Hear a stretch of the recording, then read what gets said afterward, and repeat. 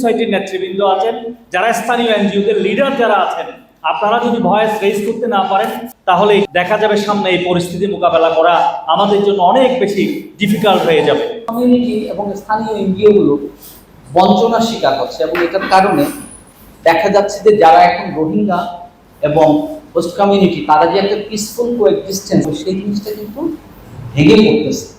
আমি অনুরোধ করব যত্রতত্র টিউবওয়েল না বসিয়ে বঙ্গোপসাগরে আমাদের নাম নদীতে যদি সুপেয় পানির ব্যবস্থা করা হয় তাহলে আমাদের উকিয়া টেকনাফ তথা কক্সবাজার এটা দিয়ে রক্ষা হবে। আমার উকিয়াতে যে একটা স্পেশালাইজড হাসপাতাল আজকে বিগত 2টি বছর ওই হাসপাতালটা অরক্ষিত। আমরা বারবার বিভিন্ন জায়গায় সেটা দাঁড়িয়ে করতেছি। এই হাসপাতালটা এমন অরক্ষিত হয়েছে 1 কোটি কোটি টাকা সম্পদ এখন চুরি হয়ে যাচ্ছে, নিয়ে যাচ্ছে।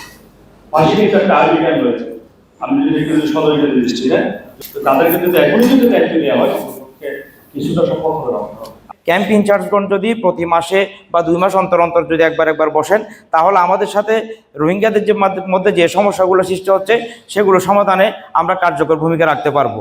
দ্রুত প্রত্যাবাসন না হয় এবং এই সমস্যা কোনোভাবে সমাধান করা একটা সরকারের পক্ষে কঠিন।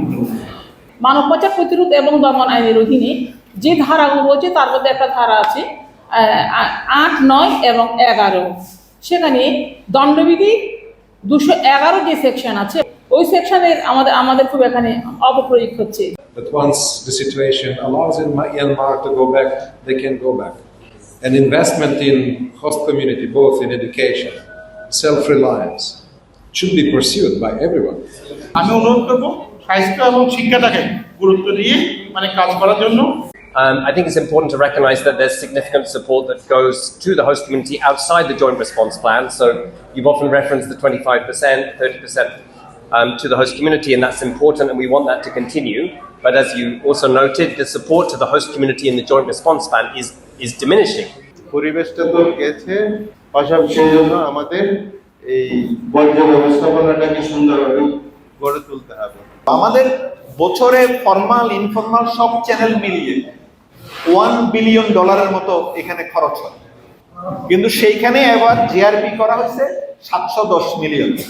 এখানে যদি 500 থেকে 600 মিলিয়নও পাওয়া যায়, সেইখানে এই টাকার 25% হোস্ট কমিউনিটিতে যাওয়াটা একটা বিধিবদ্ধ নিয়ম।